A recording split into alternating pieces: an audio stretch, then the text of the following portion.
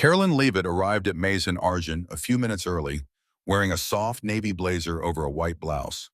The marble steps glistened under golden evening light. The doorman held the door for her, and the maitre d' greeted her with practiced warmth.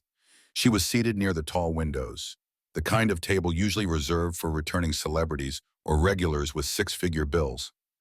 Carolyn had neither status nor entourage, only a quiet kind of power that came from surviving Washington, unshaken and unashamed.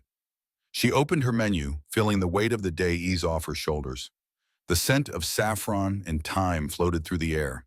She was about to order a glass of Pinot Noir when a waiter approached, mid-30s, tall, muscular, with a sharp jawline and brooding eyes. His name tag read Daniel. "Evening," he said, without a smile. "Are you ready to order?" "Hi," Caroline replied, keeping her tone light. "Could I start with a glass of the Saint-Aubin Chardonnay? And maybe a few minutes to look over the—" He didn't write it down. Instead, he stared at her. "You're Karoline Leavitt, right?" There was no curiosity in his tone. It was an accusation. "I am," she said, still smiling. "Why?" He straightened, crossing his arms. "I recognized you.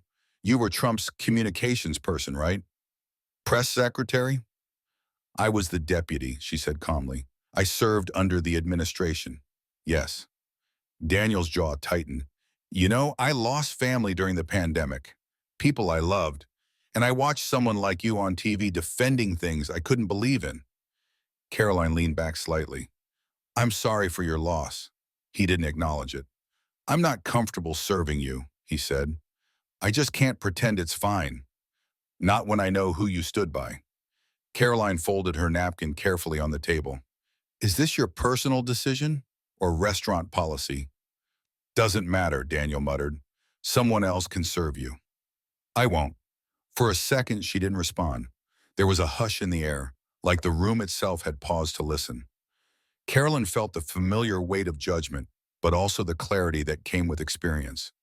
"I didn't come here to argue," she said softly, "just to enjoy a meal."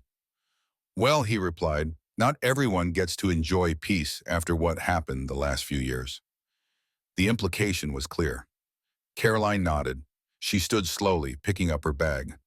"Thank you for your honesty," she said, "and your pain." She paused. "I hope you find peace someday."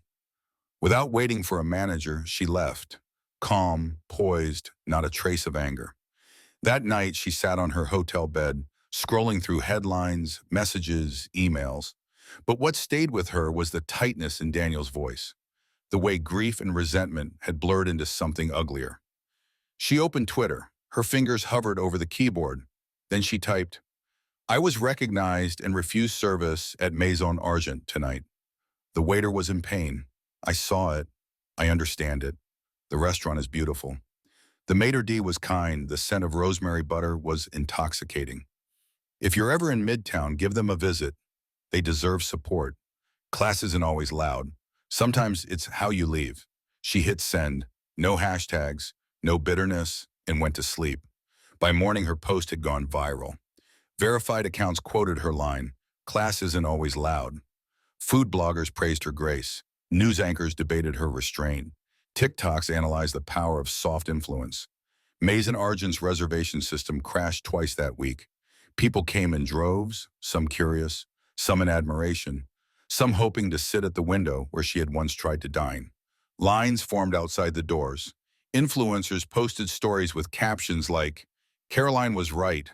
This place smells like heaven."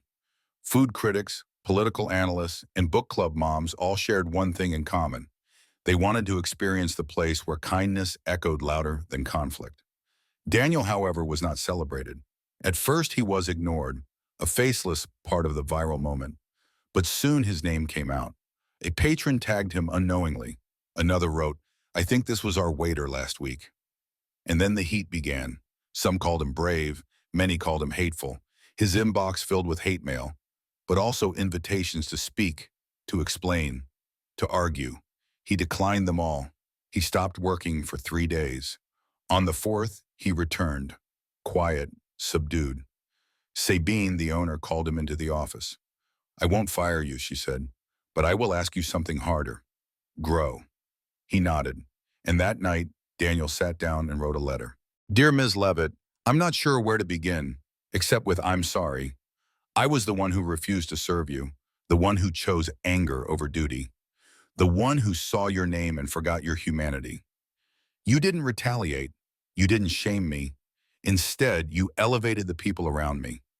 And because of that, this restaurant I've worked in for 6 years now has seen more life, more hope, more business than I've ever imagined. I was angry when I saw your tweet, not at you, but at myself. You showed grace when I showed nothing but judgment. That night, I saw you as a symbol of something I hated, but you saw me as a person in pain, and I'll never forget that. Since then, I've started therapy. I've apologized to my coworkers. I've even applied to culinary school, something I never had the courage to do until now, all because you chose to take the high road when I didn't deserve it. Thank you for what you taught me without saying a word. If you ever return to Maison Argent, I'll make you the finest risotto you've ever had, not because of politics, but because that's what people do when they're trying to be better. With respect, Daniel C. Maison Argent. 3 days later, Karoline replied, Dear Daniel, I read your letter with more emotion than I expected. People often assume strength comes from speeches or status, but I think it's more often found in reflection, in the quiet willingness to change. You showed that. You were in pain. I saw that. And as someone who has faced her own share of misunderstanding and mischaracterization, I never held your anger against you. You were honest, even if it hurt. But you've done something few people do. You grew. That's rare. That's powerful. Thank you for your words, and more importantly, your actions since. I'm not just touched. I'm hopeful. Not for myself, but for what your journey says about all of us. We're more than one moment. We're what we do next. I'll be back in New York next month. I'd love to try that risotto.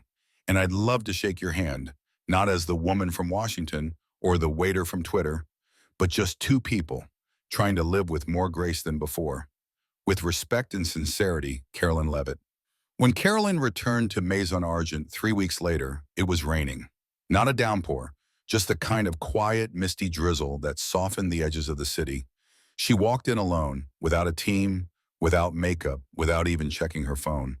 There were no reporters outside, no trending hashtags, no secret camera glances from nearby diners. Just the warm hum of a restaurant reborn, more alive, more grounded. Daniel was waiting by the front with a fresh white chef's coat and a new name tag. This time not waiter, but sous chef. He offered a small but sincere smile as she stepped in. Miss Leavitt, he said. Karoline, she corrected gently. Karoline, he repeated. Welcome back. He personally led her to a table, not the original window seat, but a more private corner, a gesture of respect, a quiet offering of peace. She sat, and within moments the scent of rosemary, caramelized onions, and something rich and earthy wafted from the kitchen. Daniel brought the first course himself. Truffle risotto, he said, carefully placing the dish in front of her, with wild mushrooms, black garlic, and apology. She looked up and grinned. Smells like redemption. They both laughed. The tension that had once defined their first encounter was long gone, replaced with something more meaningful. Mutual understanding. As she ate, slowly savoring every bite, Daniel sat at the edge of the table for a moment during her break between courses. They didn't talk about the tweet, or politics, or how crazy everything had become. They talked about his classes at the Culinary Institute, about her childhood summers in Vermont, about the way cities can either numb you or sharpen you, depending on how you show up.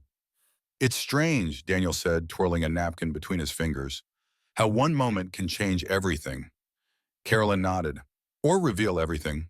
Around them, the restaurant hummed on. Tables were full. Waiters smiled. The maitre d' winked at Karoline from across the room. At another table, a young woman was celebrating her first job offer, surrounded by friends. At the bar, a couple toasted to their 5th anniversary. It was clear, Maison Argent had found a second life.